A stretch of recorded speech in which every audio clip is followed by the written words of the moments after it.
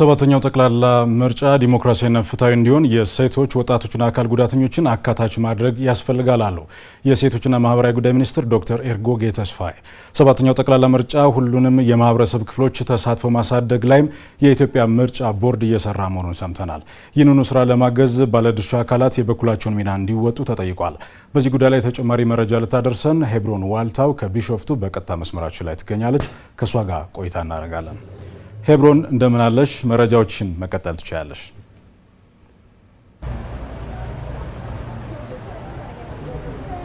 አመሰግናለሁ አስማራ። እንደሚታወቀው እንግዲህ ምርጫ ዲሞክራሲያዊ ፍትሃዊና ገለልተኛ ነው ለማለት ብሔራዊ ምርጫ ቦርድና ሌሎች ባለድርሻ አካላት የሚሰሩት ተግባራትና ሚናቸው የጎላ እንደሆነ ይታወቃል። ይህ ሲባል ደግሞ ቅቡልነት ያለውን ምርጫ ለማካሄድ አካታችነትን መርህ ያደረጉ ስራዎች ሊሰሩ እንደሚገባቸው ይታመናል። እንግዲህ ይህንን መሰረት በማድረግ ነው የሴቶችና ማህበራዊ ጉዳይ ሚኒስቴር ከባለድርሻ አካላት ጋር በመሆን የሴቶችን ወጣቶችንና አካል ጉዳተኞችን በምርጫ ወቅት ተሳትፏቸውንና ውክልናቸውን እንዴት ማሳደግ ይገባል በሚል ማጠንጠኛውን ያደረገ የውይይት መድረክን እያካሄደ የሚገኘው። የውይይት መድረኩ እንግዲህ እየተካሄደ የሚገኘው በዚህ በቢሾፍቱ ከተማ ነው። በመድረኩም ላይ እንግዲህ የሚኒስቴር መስሪያ ቤቱን ሰራተኞች ጨምሮ ሌሎች ባለድርሻ አካላት፣ የሲቪክ ማህበረሰብ አደረጃጀቶችና ሌሎች ጥሪ የተደረገላቸው እንግዶችም ተገኝተዋል።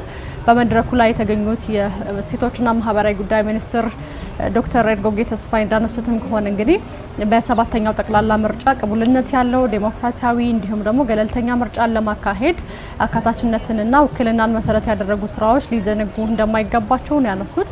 ይህም እንግዲህ በተለይ ሴቶችን፣ ወጣቶችን፣ አካል ጉዳተኞችንና አረጋውያንን መሰረት ያደረጉ እነሱን ተሳታፊ ያደረጉና አካታች ያደረጉ ስራዎች ሊሰሩ ይገባቸዋል ያሉት። ይህንን እንዳብነት ሲያነሱም እንግዲህ ሴቶች ከማህበረሰቡ ውስጥ 50% ወይም ደግሞ ግማሽ በመቶ ያህል ቁጥር ያላቸው ናቸው። ወጣቶች ደግሞ ከ75 በመቶ በላይ የማህበረሰቡን ክፍል የሚይዙ ናቸው። በተመሳሳይም ደግሞ አካል ጉዳተኞች በሁሉም የማህበረሰብ ክፍሎች ውስጥ የሚገኙ በመሆናቸው ያለነዚህ ወይም ያለ ሴቶች አካል ጉዳተኞችና ወጣቶች ተሳትፎ ምርጫን ፍትሃዊና አካታች ነው ማለት አንችልም ነው ያሉት። ይህንን ታሳቢ በማድረግም እንግዲህ ፍትሃዊ ተሳትፎን መርህ ያደረጉ ስራዎች እንዲሁ በሰባተኛው ጠቅላላ ምርጫ ላይ ሊሰሩ ይገባቸዋል ነው ያሉት። ይህ ሲባልም እንግዲህ ሴቶችና አካል ጉዳተኞችንና ወጣቶችን በምርጫው ንቁ ተሳትፎ እንዲያደርጉ ምቹ መደላድሎችን መፍጠር ይገባል ነው ያሉት። ካሁን ቀደም እንግዲህ ኢትዮጵያ በተለይ ደግሞ ሴቶችን በሚመለከት የሴቶችን ተሳትፎ በፖለቲካው ምህዳር ለማጉላት ከዚህ ቀደም ከነበረው ብርቱ ስራዎች እንዲሁም ደግሞ በርካታ ስራዎች ተሰርተዋል። በዚህም ውጤቶች መገኘታቸውን ነው የጠቆሙት። እንደ አብነት ሲያነሱ እንግዲህ በ1987 ከነበረው የህዝብ ተወካዮች ምክር ቤት የ2.7 የሴቶች ውክልና አሁን ላይ ወደ 41.2 በመቶ የሴቶች ውክልናን በህዝብ ተወካዮች ምክር ቤት ከፍ ማድረግ መቻሉን ያነሱት። ይህም እንግዲህ የሴቶችን ውክልና ለማሳደግ የተሰሩ ስራዎች ፍሬ እያፈሩ ውጤታማ እየሆኑ ለመምጣታቸው አንዱ ማሳያ ተደርጎ ይወሰዳል ያሉት። ይህንን እንግዲህ ለማስቀጠል እንግዲህ በሰባተኛው ጠቅላላ ምርጫ ሴቶችን፣ ወጣቶችንና አካል ጉዳተኞችን ተሳታፊ ያደረጉ ስራዎች እንዲሁ ሊዘነጉ እንደማይገባቸው ነው እየጠቆሙት። ከዚህ ረገድም እንግዲህ የኢትዮጵያ ብሔራዊ ምርጫ ቦርድን ጨምሮ የሲቪክ ማህበረሰብ አደረጃጀቶችና ሁሉም ባለድርሻ አካላት ከዚህ ረገድ በእኔነት ስሜት ሊሰሩ ይገባቸዋል ያሉት። ይህ ሲሆን እንግዲህ የባለቤትነት ስሜትንና የእኔነት ስሜትን ከማጎናጸፍ ረገድና ሁሉንም ተሳታፊ ከማድረግ አኳያም ትልቅ ሚና ይኖራል ነው የተባለው። ሌላው እንግዲህ በዚህ በውይይት መድረክ ላይ የተገኙት የኢትዮጵያ ብሔራዊ ምርጫ ቦርድ ምክትል ሰብሳቢ የሆኑት ተስፋዬ ነዋይ ናቸው። እርሳቸው በንግግራቸው ወቅት እንዳነሱት እንግዲህ የኢትዮጵያ ብሔራዊ ምርጫ ቦርድ አካታችነትን መሰረት ያደረጉ በርካታ ስራዎችን ሲሰራ መቆየቱን ያነሱት። እንደ አብነትም እንግዲህ ብሔራዊ ምርጫ ቦርድ በ5 ዓመት ስትራቴጂ ውስጥ ተሳትፎንና አካታችነትን መርህ በማድረግ እንግዲህ በልዩ ትኩረት ሲሰራ መቆየቱን ያነሱት።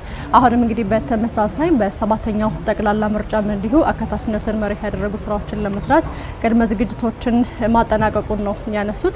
እንደ አብነትም እንግዲህ በተለይ አካታችነትና ተሳትፎን ሲባል የሴቶችን፣ ወጣቶችንና አካል ጉዳተኞችን ተሳትፎ ለማሳደግ ሲባል እንግዲህ ቅድመ ዝግጅቶቹ ተሰርተዋል ያሉት ከነዚህ ቅድመ ዝግጅቶች መካከልም እንግዲህ የአካል ጉዳተኞች፣ አረጋውያን፣ ነፍሰ ጡር ሴቶችን በምርጫ ምዝገባ ወቅት ቅድሚያ መስጠት የሚያስችሉ የአሰራር ስርዓቶች እንዲሁ እየተዘረጉ መሆናቸውን ያነሱት። በተለይ ደግሞ ይህ የአሰራር ስርዓት ተግባራዊ ይሆን ዘንድ አካል ጉዳተኞች፣ አረጋውያንና ነፍሰ ጡር ሴቶች በምርጫ ምዝገባና በምርጫ ወቅትም እንዲሁ መጉላላት እንዳይገጥማቸውና ቅድሚያ ይሰጣቸው ዘንድ ልዩ የቀለም መለያ በመስጠት እንዲሁ ለመስራት ዝግጅት መደረጉን ያነሱት። ሌላው እንግዲህ አካል ጉዳተኞችን በምርጫ ወቅት ንቁ ተሳትፎ ያደርጉ ዘንድ ብሔራዊ ምርጫ ቦርድ ሰራቸው ብለው ከነሱት ነጥቦች መካከል እንግዲህ የዲጂታል አሰራር ነው። የዲጂታል አሰራርን ያነሱት የአካል ጉዳተኞች የዲጂታል አሰራርም እንግዲህ በተለይ ደግሞ አካል ጉዳተኞች በምርጫ ምዝገባ ወቅት እንዳይጉላሉና በምርጫ ወቅትም እንዳይጉላሉ ለማስቻል በዲጂታል መር በቴክኖሎጂ ታገዘው የምርጫ ምዝገባን ያደርጉ ዘንድ እንዲሁ የአካል ጉዳተኞችን ታላሚ ተደርገው በርካታ ስራዎች ተሰርተዋል ያሉት። ይህንንና ሌሎችንም እንግዲህ በተለይ ደግሞ የሴቶችን ወጣቶችንና አካል ጉዳተኞችን ውክልናና ተሳትፎ የሚያሳድጉ በርካታ ስራዎችንም እንዲሁ ብሔራዊ ምርጫ ቦርድ እየሰራ መሆኑን ነው ምክትል ሰብሳቢ ያነሱት። በዛሬው ዕለት እንግዲህ የምክክር መድረኩ ከባለድርሻ አካላት ጋር የሴቶችን ወጣቶችንና አካል ጉዳተኞችን ተሳትፎ በተለይ በሰባተኛው ጠቅላላ ምርጫ ላይ ተሳትፏቸውን እንዴት ማሳደግ ይቻላል በሚል ከባለድርሻ አካላት ጋር ውይይት እየተካሄደ ነው። አስማረ፣ በእኔ በኩል አሁን ያዝኳቸው መረጃዎች እነዚህን ይመስላሉ። ሄብሮን ዋልታው ለመረጃሽ በጣም አመሰግናለሁ። መልካም የስራ ጊዜ ይሆነልሽ።